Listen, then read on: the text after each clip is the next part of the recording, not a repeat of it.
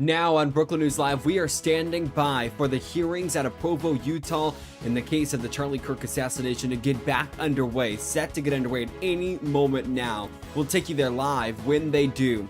Plus, the latest on the FIFA World Cup, what you need to know, a call that Trump made about a red card.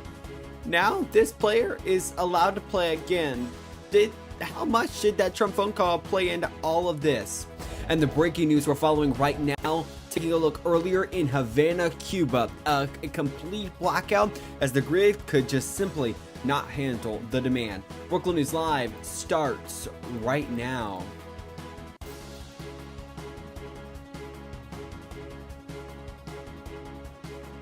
Brooklyn News Live, all the news you need with and more news. Brooklyn News Live starts right now.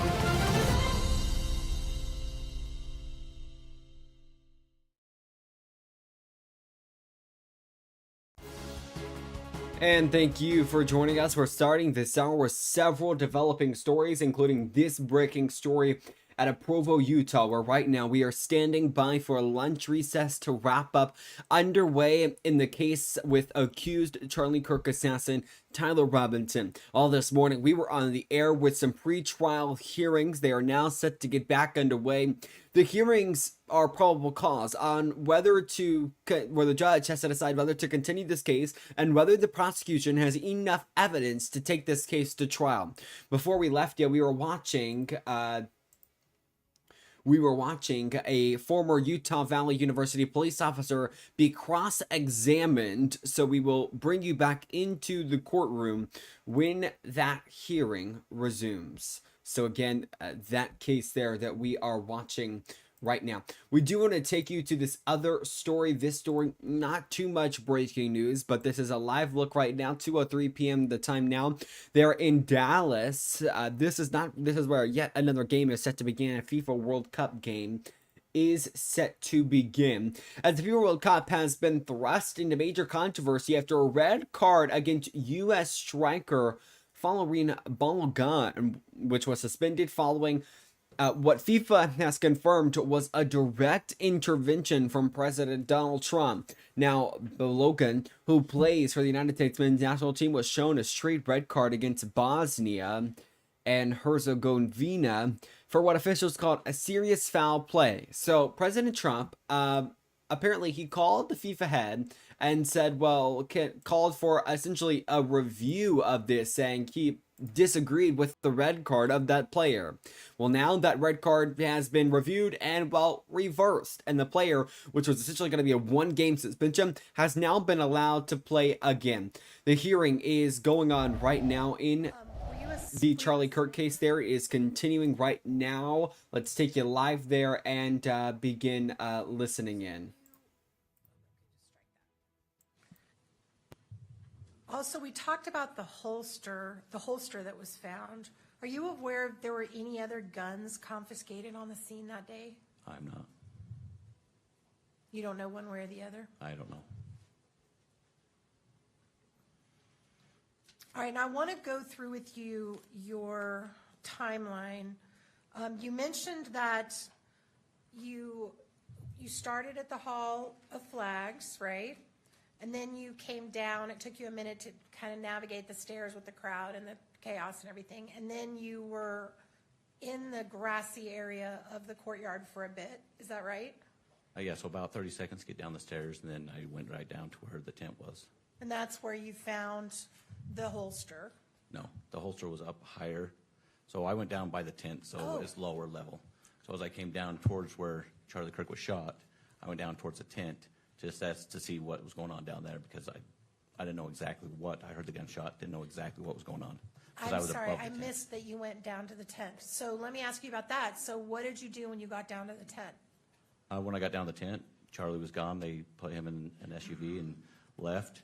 At that moment, there were still some people running around, so I decided to preserve the scene as much as I could with trying to escort people out, and that's why I went back in and started pushing people off the grass area to conserve any ammunition or any casings or anything to that effect that would be around. I wanted to make sure people were off and there was as much evidence preserved as possible. So just to be clear, by the time you got to the tent, Mr. Kirk had already been removed and taken from the scene, is that right? Yes. Okay. So in your professional opinion, what was the perimeter of the crime scene? What do you mean by the parameter? So The perimeter, like how far did this crime scene stretch? Like where did you want people to move off of? oh, well, at first I wanted them all off the grass because, like I said, I thought we had a suspect in custody, so to me it would be a close encounter. So I was trying to push everybody off the grass in case there were shell casings or to that effect that got on the grass. So after I pushed them off to that part and getting up to the top where I saw that empty holster, when I saw that empty holster is when things started slowing down for me a little bit. All the chaos and stuff that's when I realized that it was a rifle shot, not a handgun shot. Okay. And that's when you saw the Low-C building and it occurred to you should go check it out. Yes, it was right in my line of sight. And correct me if I'm wrong, but the whole time that this is going on, you had an active body camera on your, I guess your collar, is that right? I was right here on my Your chest. Yes. Okay, and it was on. Yes. And it appears to me from reviewing your body camera that there was another individual who was with you that went to the Low-C building who was in civilian clothing but appeared to have a gun. Who was that? I don't know who he was exactly. He had a badge on, and I had somebody with me to back me up as I ran up the stairs to make sure I had somebody with me. So you don't know what agency he's from or where he's from? No. And it looked like he had a pistol. Yes. Is that right? A handgun, yes. Or a handgun. Yeah. And so the two of you go to the Low-C building. Yes. When you reviewed the videotape at the police department later, did you check to see if anyone had been on the Low-C building after the shooting, after this individual had jumped off that you've already talked about? Was there anybody else on the roof? Did you check and see in that gap of time? In that gap of time, no. So once I put up the barrier, I only walked up to about that point, then I went down and reviewed the video from that moment on. So are you able to say for one way or the other if anyone else had been on that roof in between when the person jumped off the building and when you came on the roof? Are you able to say one way or the other? There was people up there looking for an individual that ran that way because when I first got told the individual ran heading north, that we didn't know where the shooter was, so we started climbing up and clearing the building. And then it wasn't until I went to the PD and actually saw him jump off of the building that I knew he was off the building. Let me rephrase that because I think I either asked it badly or you misunderstood me. So let me go back again. So from the time that the individual that you spotted on the video jumped off the roof, right? The individual that you thought was in the prone position. Okay. Between that and when you got on the roof, did you ever check to see if anybody else had been on the roof in that period of time? Yeah, and I didn't see anybody. So you I did watch? didn't notice anybody. Yeah. You didn't, did you look on the video to see that entire, okay, that's what I'm asking. So you did not review the video to see if there was someone between you, that individual jumping off and you coming on, if anybody had been on or disturbed that scene in any way? Okay. But once you put the tape up, then we're confident from that point on the scene was preserved, right? By the way, where did you get that tape?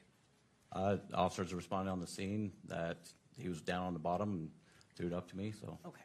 So you didn't have it on you? No. And you didn't leave the scene to go get it? No. Someone threw it up? Yes. Great.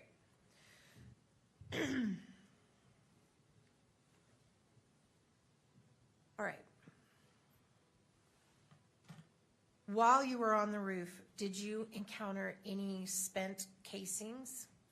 As a matter of fact, no, that's why when I saw the prone position where a person would be laying down as a sniper, being around guns and snipers all the time, I was looking for a spent shell casing. I couldn't see one. I was looking over the edge, looking all over the place, making sure the gravel wasn't disturbed, and I couldn't find a shell casing at that moment. And that would be, the reason you would be looking for that was because some types of guns, when they shoot, eject a casing automatically, right? Some Yes. do, some don't. Yes. All right. And then you also didn't find any unshot bullets? No. Okay. Are you aware of there being a bullet found on another roof? in I'm the not aware. Vicinity? Were you aware of another bullet being found on the scene, not on the roof of the Low-C building? No. All right, your body cam footage that I reviewed appears to end while you're still on the roof. Do you know why that is? I think the battery went dead. It was just right at that moment. Okay. And do you know, did you ever turn it back on that day or go get it, I don't know, what do you have to do, charge it or stick a new battery in it? I don't even know. Usually dock it, but no, I didn't go back. It was too chaotic running around. So that 27-minute and 35-second body cam that starts when you're at the Hall of Flags and ends while you're still on the roof, but haven't put the crime tape up yet, that's the only body cam you have that day? Yes. All right. You mentioned when you went to the police department, you watched the video where you saw an individual up on the roof, Yes. right? And that individual was in the vicinity where you saw the disturbance in the gravel. Yes. And when you looked at that video, were you able to identify the individual's face? I know. Were you able to identify any markings on their clothing? I know. Were you able to identify their height? No. When we looked at the picture of the, I think you called it the sniper perch, somebody use your words. It looked like there was a measuring tape laid out next to it. Were you present when they measured like the distance, like how tall that person would have been? I was not. So you don't know what that is? I don't. Were you able to tell the person's weight from the video that you saw? I can tell he wasn't heavy set. So Okay. More of a skinnier person. Could you identify what shoes they were wearing? I could not. Could you identify anything about a hat or what was on their head? At the moment, no, I couldn't. Okay. And did you see a gun in the video? I saw a long black object in the left hand as he was running across the roof. And in fact, did you describe that in your report as a bag? I don't know. I have no idea. I don't know why. All right, let's pull that report back up, please.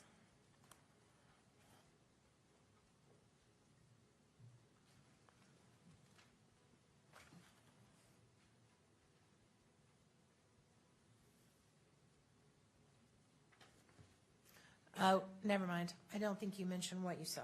So in your report, let's pull that back up, please, page 5 on the Bagley 1. So looking at the second page, you're actually going to have to go to page 6, I think. You talk about what you saw in the video where they jumped off the roof. And again, I'm going to remind you of our conversation we had before about you understand how important these reports are. Yep. And do you mention anywhere in this report that you saw a gun? I did not. I just had an object. Did you mention that you saw that object? Is that on here? Nope. Okay, so you left that out. Now have you looked at that over and over again? The video? No, Yeah. I've only seen it twice. Oh, really? Yep. When's the last time you saw it? It's been months. Okay. The last time you saw it, were you able to tell what that object was in his hand? Yes. Now- Well, not tell what it is. I could see there's an object in that left hand, yes. And could you, knowing what you know about the case today, do you have an idea about what that object was? It looks like a rifle or something to that effect, a long object. It looks like a rifle? Like a long object, like skinny and long. You can see it's like almost like it's covered over something. So you saw the cover, which was the towel, right? Yes, and the shape of it is long. Okay. You know. So you can see a towel, but you can't see an actual I don't know if it gun. was a towel or a blanket. I don't know what it was. But you can't see an actual gun. No, video. like an object, like a form of a gun, like a long object. Okay. All right.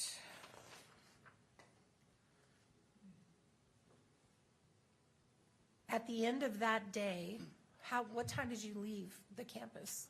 It was probably like 9 o'clock that night, maybe, somewhere around there. And did you come back the next morning and work some more?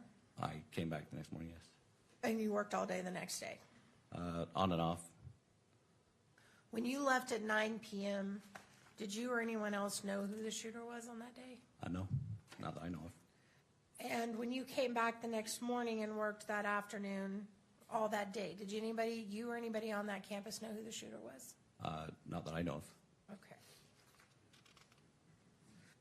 So nothing that you found that day, or anyone else to your knowledge on campus, was able to identify who the shooter was? That they know. Right. Well, during the time I was there, no, that I knew of.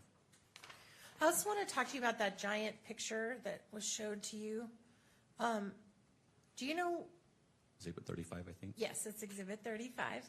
Do you know who took that picture, where it came from? I do not. Do you know how old it is? I have no idea. Okay.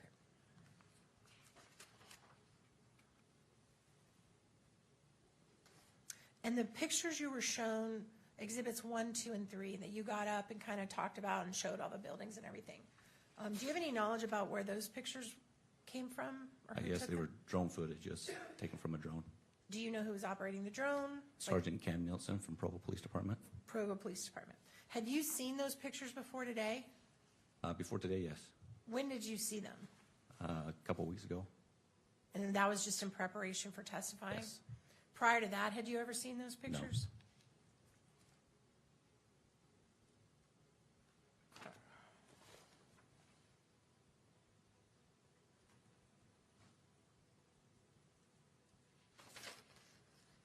Can I have the court's indulgence for just a moment, Your Honor? You may, Ms. Just Esther. one moment.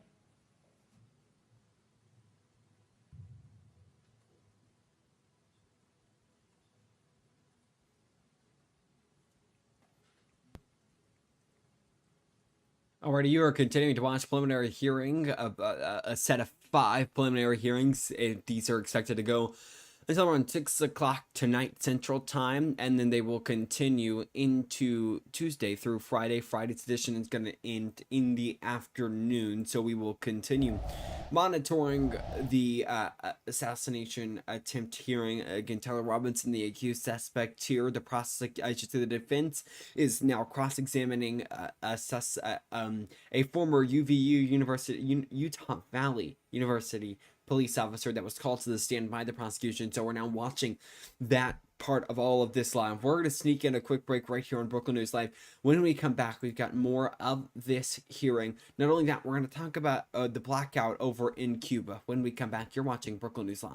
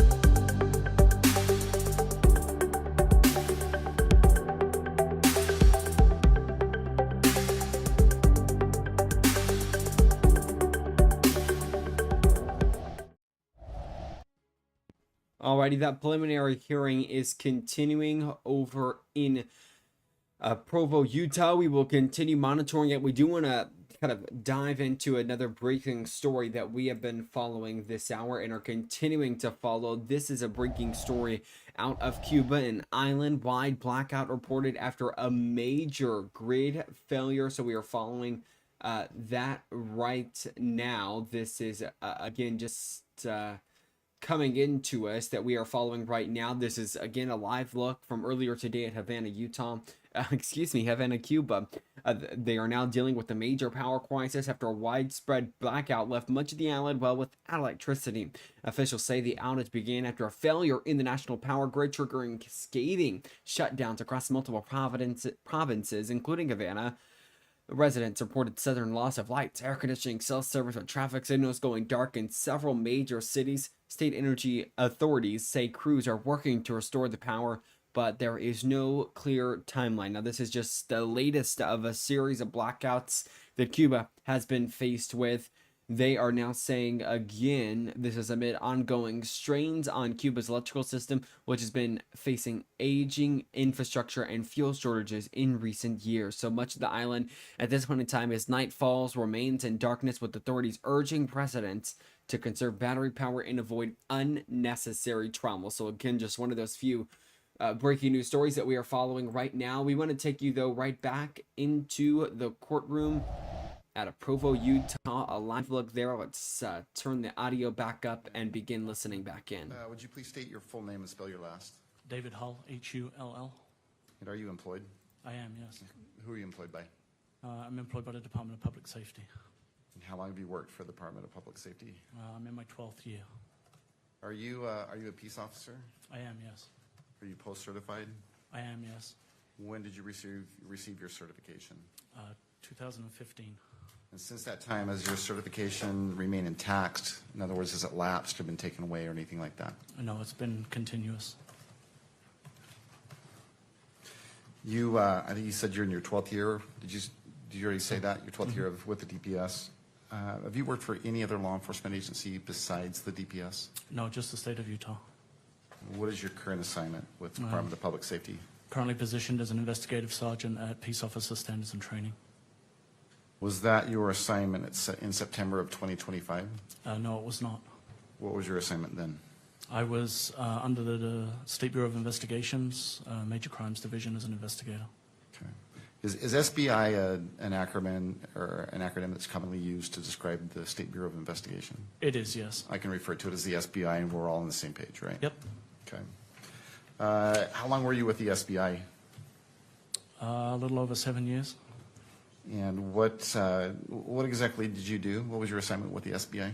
I spent just under a year in the Alcohol Bureau and the undercover unit, and then the remainder of that time was with Major Crimes. Major crimes. What did that entail? Predominantly investigating crimes that are considered to be major in nature, predominantly violent crime, including homicide, sexual assault, in some cases fraud cases. Kind of covered a whole gambit of things, but predominantly violent crime. And throughout your career with the DPS, have you done any training related to murder investigations specifically? Yes, I have. And could you just briefly describe what that specific training entailed?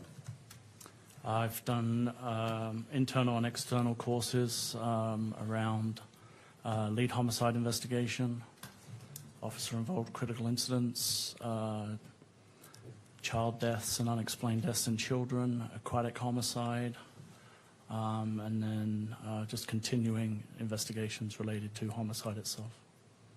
And throughout your career with DPS, have you either played a role in or led a homicide investigation? I have, yes. How many do you think? Either directly or indirectly, I've probably been involved in approximately 40 or so. And is that throughout the state of Utah? Yes, we assist throughout the state of Utah. Were you working September 10th of 2025? I was, yes. And did you work shifts? Did you work a certain shift that day, or how does it work at the SBI? Kind of work 24/7, 365, but predominantly Monday through Thursday, office hours. Okay. On that date, were you asked to respond to the campus of Utah Valley University? I was, yeah. I was at the office in Taylorsville, and I was asked to respond down to Utah Valley University. Okay. And what did you understand was going on at UVU that day? I didn't know much. I had been told that there was some kind of an event and an individual had been shot. Did you have a name? Someone had told me that Charlie Kirk had been shot. At that point in time, were you familiar with Charlie Kirk? I was not, no. Okay. Did you end up responding? So when you found out that there was an event, that it was Charlie Kirk that had been shot, that was while you were still up in Taylorsville at your office? Yes, we hadn't been asked to respond at that point. Another agent in the office showed me a video of the shooting, and I went back to work because we hadn't been asked to respond at that point. At some point, though, were you asked to respond or directed to respond to Utah Valley? Yes, we were. We were asked to make our way down to the university to provide any kind of assistance that was needed. Okay. And do you recall who directed you to come down to Utah Valley? I believe it was Lieutenant Jensen. And is that something, responding to a scene like this, on a report like that, is that something that's done frequently within the SBI? Yeah, SBI functions as a supplementary investigative division for really anybody in the state who needs it, whether it's a smaller local agency that just needs additional resources. We often respond with the crime lab to help process crime scenes. But it would be normal for us to be called out to assist another agency. Okay, so we understand correctly, when you were first directed to come down to Utah Valley, you were just coming down to give whatever help you could provide. Correct. Okay. That eventually changed. Yes, yeah. Okay. My assumption was we were responding to assist process a crime scene, essentially. Prior to September 10th, 2025, how familiar were you with the Utah Valley University campus? Not very. I think I maybe had been there once before. How about from September 10th onward? Did you become more familiar with the campus? Became a lot more familiar with the campus, yes. And in what way or how? Both in walking the campus and looking at the incident scene, in viewing surveillance video of the campus and the surrounding areas, and just my general involvement in the investigation. I became a lot more familiar with the buildings, the amphitheater and the surrounding area, and the campus itself. All right, and we'll come back to that here in a moment. Who else responded to UVU from the SBI?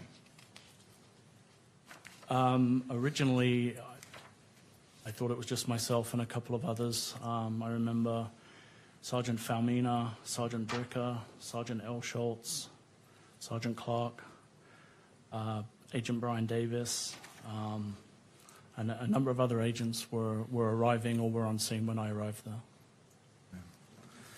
Do you recall if other law enforcement agencies responded that same day?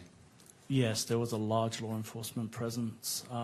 Federal entities, I believe the FBI, the DEA, ATF, I think some U.S. Marshals. There was obviously our state presence, and then there was county and city and local agencies on scene also. So had all these folks responded by the time you got here, or had they responded prior to, or? Some could have been on scene prior to, some were arriving while I was arriving, others arrived later. I know there were several forensic units from various entities, including the State Crime Lab and other agencies. And did you interact with all these different agencies? You personally? Throughout the course of the following few days, probably the majority of them, yes. I think you related that originally the SBI was directed to come down just to see if you could help. Is that fair to say? Yeah, that was all I knew when I left the office, was that go down and see what services, what can you do to help. And I asked you earlier if that role changed, and I believe you said it did. Mm-hmm. So let's talk about that. How did your role change from what you initially came down to do to whatever it evolved into? Having been on scene for a little while, there were some conversations and discussions that took place. And I was informed by my lieutenant that myself and Agent Davis would be taking lead on the investigation on behalf of the State Bureau of Investigations. So the SBI was going to be the lead investigative agency, Correct. and you were going to be the lead case agent, Yes, sir. along with Agent Davis. Davis. Yep. Okay. What does it mean to be the lead investigator or the lead case agent? Depends on the situation, but predominantly you're responsible for kind of directing the investigation, coordinating information that is coming in. Typically, scenes are fairly chaotic initially, so you're trying to process as much information as possible and make as much use of the available resources that you have. kind of an organizational role would probably be a good way to describe it. Okay, so you played an active role in organizing. In coordination with the administrations of all of the agencies that were on scene, yeah, we were trying to coordinate efforts and get to pertinent information as quickly as possible. Do you recall whether assignments were made, at least with the SBI agents that responded with you? Yeah, we have a core group within major crimes that were assigned specific tasks. Okay. And do they include the agents that you mentioned just a minute ago? Yes, I believe so. So each one of those agents with the SBI were given a specific assignment? Yes, with the information we had, the agents were assigned to do specific things. And do you remember specifically what assignments were given to whom? Yes, Sergeant Falmina was asked to coordinate with the State Crime Lab and the responding crime scene techs to manage and process any identified crime scenes. Sergeant Mark Bricker was put in touch with UVU's surveillance and operations team to start working through any available footage or information that we had that had been recorded. Sergeant Clark was tasked with the area canvas around the campus area, looking for information or any available information from the immediate area around campus. Sergeant L. Schultz was working with the SIAC and other administration to try and manage the flow of information that had started to occur. Okay. You said that initially when you showed up, things were a bit chaotic. Yes. Did that have something to do with all the different agencies that had responded? Yes, and I think initially there was still some uncertainty as to whether we were working with an active shooter or an active crime scene. The campus is spread over a large area, and so getting that deemed to be. Alrighty, so you are continuing to watch the testimony there of David Hull, who's works at the Department of Public Safety for the state of Utah. The Utah Bureau of Investigation agent is his specific role there. We are doing some quick things really quickly behind the scenes here before we get this back, this live camera feed from the courtroom to you. So let's go back out live to the courtroom right now. We are continuing to watch live testimony. People sending videos. Analysts were scrolling through social media and social sites as people were posting information onto the internet. So there was a lot of information coming in, a lot of things that needed to be processed through and worked. Okay, were videos coming in? Yes, cell phone videos were coming in.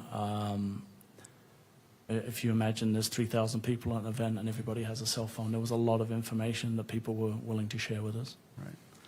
Do you know whether you or someone else with the SBI collected or received a video from an Amanda Wright? Yes, yeah, I know a cell phone video was collected from Amanda Wright. Okay. And do you know Or Amber who? Wright. I'm Is it sorry? Amber Wright? Oh, I'm sorry, Amber. Did I? Well, you tell me, Amanda or Amber? Amber. Okay, I apologize for that wrong first name. Do you know who or how that video was collected? Yeah, I spoke with Miss Wright directly on the phone to arrange a time to go and collect that video. Unfortunately, she wasn't available that day, but Agent Davis was able to go meet with her directly and collect the video. Do you recall what date you actually spoke to Miss Wright? If I can refresh my recollection, Well- I specifically, Sure, let me ask you this before you do that. Yes, sir. So you have in front of you what, your police report? I have some notes and a timeline from my Okay. investigation that was part of discovery. And referencing that timeline or those notes, will they help you recall the date that you called Miss Wright? They will, yes. Okay. Why don't you go ahead and refer to that? Don't read from it out loud. Just take a minute. Let me know when you've come across that information and once you've refreshed your memory. Your Honor, when he's done, may I take a look at the materials as well, please? You may. Miss Wright was contacted on April 7th. Okay. Did you want? All right. Ms. Nestor, if you'd like to come forward, I'm you going to may. approach, Your Honor.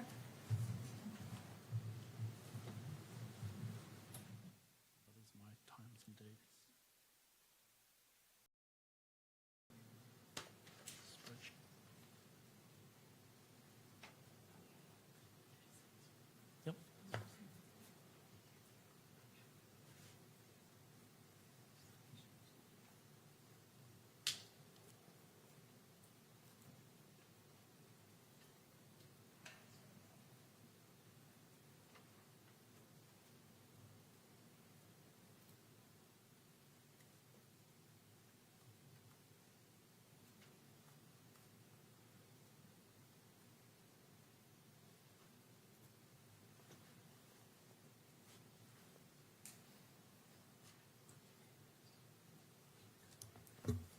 Mr. Sturgill, when you go back, if you wouldn't mind shifting the lectrum to my right. You're right. Yes, it just appears when the camera's focused on you, just the way it's positioned, you're in front of the witness, and Oh. we just want to make sure that. Yeah, it's only going to go that far, Judge. All right, Is that going to be far enough? I think that is sufficient. So, all right, thank you. I appreciate your Yeah, help I with did that. just start from the, are we still connected? Okay, All right, let's make sure that Mr. Sturgill is picked up. okay. All right, you may proceed. Thank you. And if I could make, So- if I could make a correction to that, I think. Well, let me ask you this first. So he needs to ask you a question. okay. So, Mr. Sturgill. So you've had a moment to look at your Yes, notes? sir. Did that help you remember the date that you contacted Ms. Wright? It did, yes. Okay. Why don't you go ahead and tell us what date you contacted Ms. Wright? I contacted her, I think it was April 6th specifically, but Agent Davis met with her on April 7th. Okay. Well, that was going to be my next question. So you actually talked to her was it on the phone? It was, yes. And did you arrange a time for either you or Agent Davis to go get the video from Ms. Wright? Yes. Is that how it happened? Yes, And then you didn't go, it was Agent Davis that went? correct. Okay, gotcha. And what, if anything, has been done with that video in preparation for today? My understanding is that some edits were made by your office in order to protect some of the participants in the video. Okay. But let me ask you this. Did you or Agent Davis visit with Ms. Wright again? Yes, that was in April, and that was where my correction was. The video was originally provided to Agent Mortensen. Okay. So I misspoke. Okay, let's go back and let's make sure this is very clear. Sure. Okay. So someone with the SBI collected a video Yes. from Amber Wright. Yes, Agent Mortensen contacted Ms. Wright on October 8th, and a video was provided to him electronically on October 11th. Okay. And now I'll ask the next question. What, if anything, has been done, either by you or another agent, with that same video in preparation for today's hearing? We contacted Ms. Wright to arrange a meeting so that Ms. Wright could review the video and that we could verify firsthand with her that the video was what she had taken on September 10th at the event at UVU. Okay. And who had that follow-up visit with Ms. Wright? That was Agent Davis. I was not able to attend. Okay. And you know that happened because you spoke to Agent Davis? I spoke to Agent Davis, and he provided me with a written statement that Ms. Wright had completed Okay. at 11:02. And so you have seen that written statement? I have, yes. Okay. And you've read through it? I have. Does that, do you recall whether that statement was on a form or a piece of scratch paper? What do you recall? My recollection is that it was on an official, I believe, a State Bureau 1102 statement, which is a written form that is filled out by a witness that contains the 1102 warning. And by that, do you mean the advisory, the statement that's written on that piece of paper is going to be used at a preliminary hearing? Yes, It includes that advisory. yes. Does it also include a warning that if someone provides a false statement, in this case, Ms. Wright, that it could be punishable by a Class A misdemeanor? It does, yes. All right.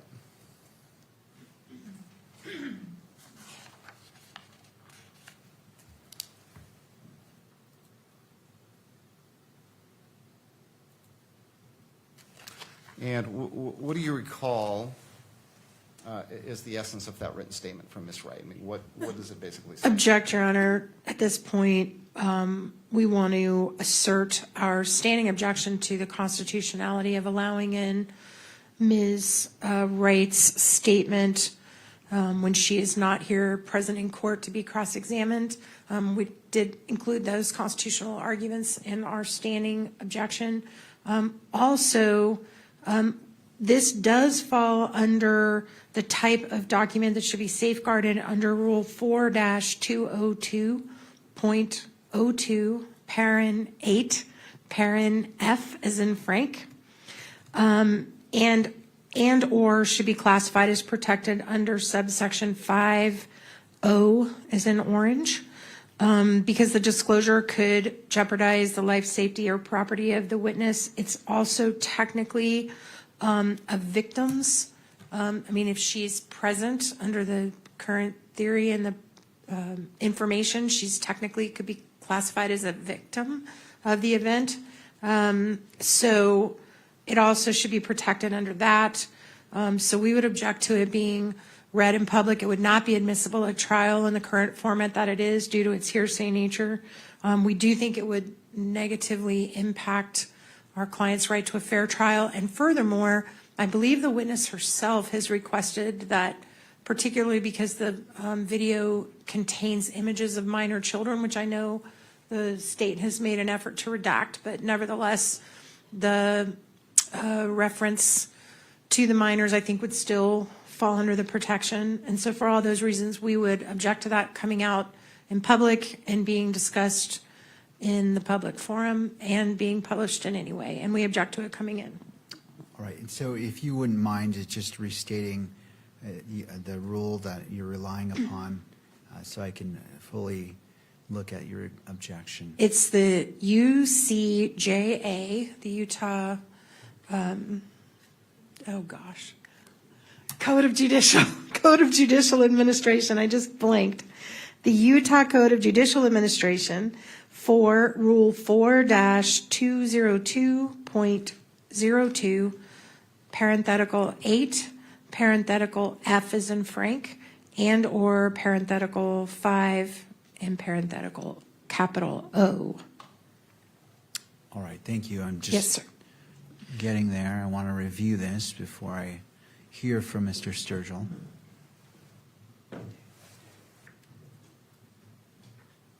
Alrighty there, and while Judge Tony Cronf reviews that objection here, we're going to take a quick break here on Brookland News Live. More to come right after this.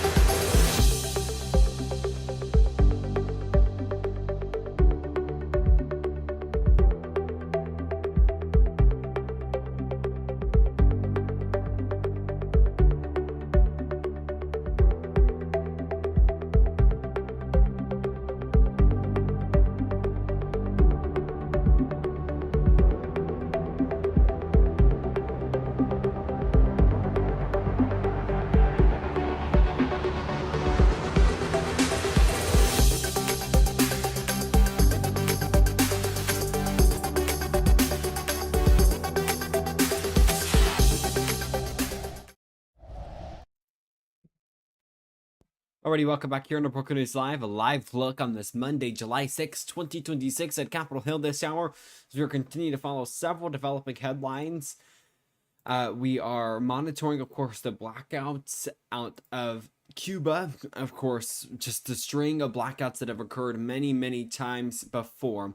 The big story we have been monitoring this entire hour is, of course, the Charlie Kirk assassin, Tyler Robinson, in court today for the set of 5 preliminary hearings set to happen today. And Jackson Mitchell, welcome back at Brookland News Live. The time now is 2:45. We want to get you back inside the courtroom as David Hull, the Utah Bureau of Investigation agent, how should I word it there, is continuing his testimony. Before we left you, the judge was considering an objection. Let's take you back live there and listen in. List in our standing objection, we just want to reiterate to the court that we think it really hampers you from making that reliability determination. Thank you. Anything further, Mr. Sturgill? Well, just that 1102 doesn't require that, Judge. It doesn't require that the witness be here to corroborate the statement that they've already prepared. All right.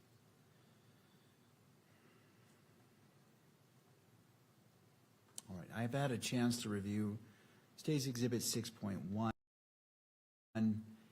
taking into note what Ms. Nestor noted, UCJA 4-202.02 and referencing the section she did. Well, and Judge, I don't mean to interrupt, but I had not yet addressed that rule. I would simply just add to that judicial rule, it has nothing to do with admissibility, it's simply publishing it. Is it- And, I'm sorry. Okay, so let me just hear your full Yeah, argument. so I that didn't can- realize you wanted to hear all of it. I thought you were going to rule on the 1102, but. Well, I want to focus on the 1102. I want to keep this clean. So let's Right. focus on the 1102 Right. and we'll stop Sure. there and I can make my ruling. And then if there's any objections, I just need to take it one step at a time to be thorough. So Sure. I'll hear all your arguments about the 1102 statement. I'll return to Ms. Nestor for any final thoughts, and then I'll make my ruling, and then we can move to the next I stage. appreciate that, Judge. And I think I think I have addressed the 1102 question. As far as admissibility under Rule 1102, I thought that's what you wanted to rule on first, and then I would address the UCJA 4-202.02. And if you want me to do that now, I can do that, and it's just simply that it has nothing to do with admissibility. It has everything to do with publishing that. And Judge, I think if you'll look at that written statement, I believe Ms. Wright's personal information, for the most part, has been redacted. Other than that, and beyond that, Judge, I'll leave it up to your discretion.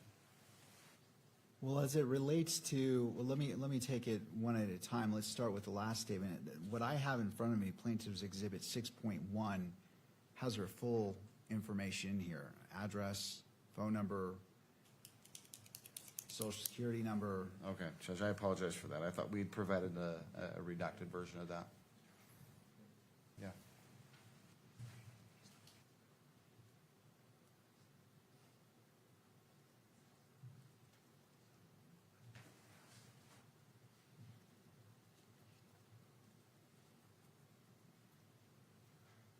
I think I've clarified what's going on here. I think we provided you with an unredacted version some time ago. The version that we have and are prepared to present today is a redacted version. Could I have a copy of what you're intending to admit into evidence so I can consider what's before me? So what you're kind of watching now is like the inter-court type things. It's hard to understand if you're not someone with a big legal mind. It's even at times hard to me to understand. It'd probably be hard for Arkansas lawyers to understand, because of course this is Utah law that they are talking about. So while they do this, I'm going to try my best to kind of talk over it, give you kind of an idea what's going on inside the courtroom right now, and the rulings that are being made, just because I understand that it can become a little bit of just to put it simply, boring to watch them talk about like the legal jargon, rather, that's the word I'm looking for, behind all of this. So again, this is a ruling on whether to admit some evidence. You heard the judge speak there saying that there was an unredacted version of the document that he was provided, meaning that there was sensitive information possibly revealed. He mentioned a phone number. I believe he mentioned something else as well. And then he asked the prosecution to provide him with a redacted version. Of course, this is so, of course, evidence can eventually be released to the public. We know that this morning there were arguments over whether to release evidence to the public, how to show it. As you've seen, if they show pictures, it's rare that we are able to get kind of a complete glimpse of it. But I do know that there were some pieces of evidence that the judge said, just let us know and we will make sure that the cameras that you are seeing from the media do not see it. Let's take you back in as it looks now that the defense lawyer is speaking here. Clearly two different authors in the body of the document. One wrote something on the very top line, and then it looks like Ms. Wright wrote the rest of it, which we don't have any indication of who wrote that top line and when they filled that in, if it was before or after she signed the document. So I have some concerns about authenticity with respect to that as well, and that's all I have. All right, and as I'm determining it, it does appear that the writing is different. Did you want to lay additional foundation, Mr. Sturgill, or Certainly, Judge, provide information for the I'd court? be happy to do that. Do you have in front of you State's Exhibit 6.1? I do, yes. Okay. You've heard the discussion that just took place. It appears as if there's two different styles of writing on that form. Yes. Okay. I imagine that you have the writing that includes the personal information for Ms. Wright, and then directly below that, I think there's a line there that appears to be arguably writing prepared by someone else. Is that in fact accurate, that that is a different That's correct. author of that writing? What do you know about that writing on that first line just below statement of incident? Because we were asking Ms. Wright to verify a specific video, the file name for that video was written on the statement in her presence. And then that video with that file name was then shown to Ms. Wright to verify that it was, in fact, the video that she had provided to us. Okay. And so was it you or SBI agent Davis that prepared that? Based on the writing, it appears to be Agent Davis's writing, but it's not my writing. All right. But that is the routine, or is that kind of how you commonly do this? In this case, because we were specifically asking them to verify a specific digital file that had a specific digital name, and we didn't want there to be any errors in how that name was presented, we wrote the file name on the document for the individuals. Okay. All right. Anything further, Ms. Nestor, with that additional information before the court makes its ruling? Your Honor. All right, thank you. And could you leave that on the screen for me, please? I appreciate that. And scroll down to the bottom. I just want to review it one last time. All right. And I believe this is Exhibit 6.1. Is that correct, Mr. It is, Sturgill? Judge. Right, I would move to admit 6.1. Thank you. So considering the arguments made by Ms. Nestor and Mr. Sturgill, I rely upon Rule 1102 as well as Utah Constitutional Article 1, Section 12, as I previously mentioned. That final paragraph, it states, nothing in this Constitution shall preclude the use of reliable hearsay as defined by statute or rule in whole or in part at any preliminary examination to determine probable cause or at any pretrial proceeding with respect to release of the defendant if appropriate discovery is allowed as defined by statute or rule. I have examined this and the clarification was made. The previous version of this would fall afoul of having identifiable personal information of Ms. Wright, and so that was removed, and this one with the redacted portion of the identifiable information, personal information for Ms. Wright, is before me, and based off that, State's Exhibit 6.1 with redactions is admitted into evidence and may be published. Thank you, Judge.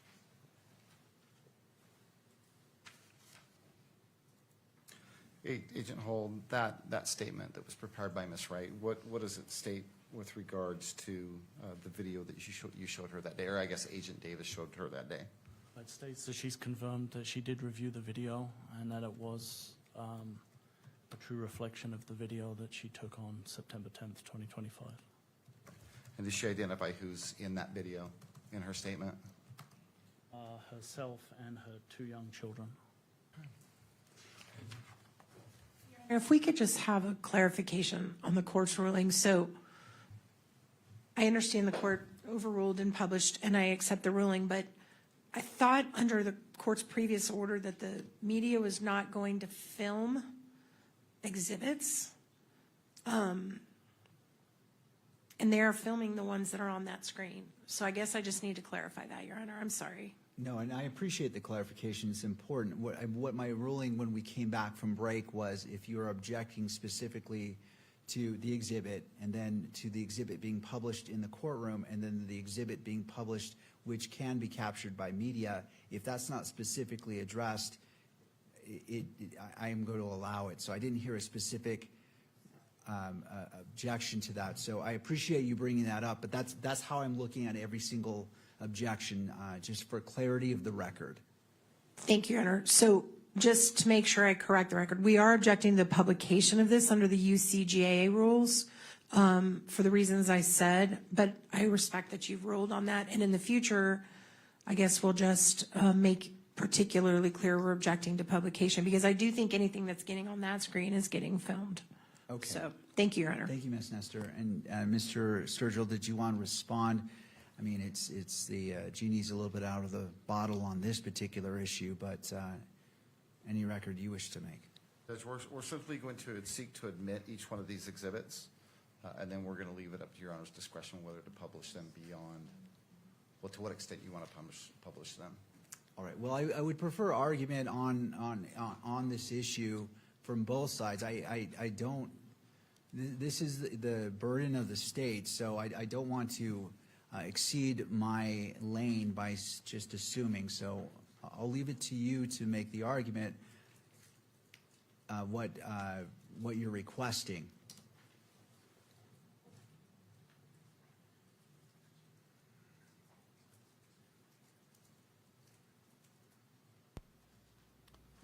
Alrighty there, as we continue to watch the courtroom, we are monitoring, of course, the arguments that are continuing right now. I want to note here as we are waiting for the argument about whether the cameras are able to see exhibits displayed on this monitor there that is on the far left side of the screen here, that you are unable to see, but their arguments are going on. Let's just listen back in here. Before you're moving on, Mr. Sturgill, as it relates to this, I want to put this to bed and then we can move on. Were you requesting for it to be published on, so you moved it into evidence, which I approved. It isn't moved into evidence, but I didn't hear anything in regards to publishing to the courtroom, and then lastly, publishing, which it would be captured by the camera in the background, in the back. Judge, we believe these are public documents, and so we would ask that they be published both to the audience and to the public at large. All right. Well, given that we've gone past the gate on this one, it's been published. Right. But I think we're all on the same page in regards to how objections may be made and how the court is going to consider it, so we can move forward. All right. Thank you, Mr. Sturgill. Thank you.